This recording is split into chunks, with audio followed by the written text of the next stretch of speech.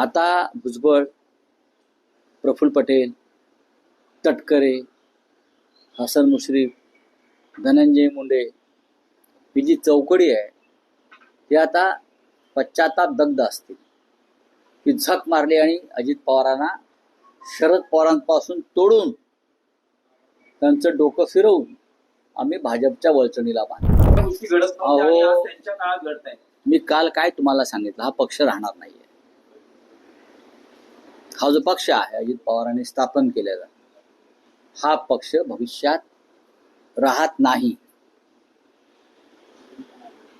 आता भुजबळ, प्रफुल्ल पटेल, तटकरे, हसन मुश्रीफ, धनंजय मुंडे ही जी चौकडी आहे ती आता पश्चाताप दग्ध असतील की झक मारली आणि अजित पवारांना शरद पवारांपासून तोडून त्यांचं डोकं फिरवून आम्ही भाजपच्या वळचणीला बांधलं. ही त्यांना आता पश्चाताप नक्की होत असणार या सगळ्यांना.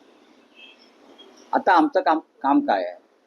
जे घडतंय ते पाहत राहा आणि जे घडतंय ते घडू द्या. हे आमचं राजकीय काम आहे.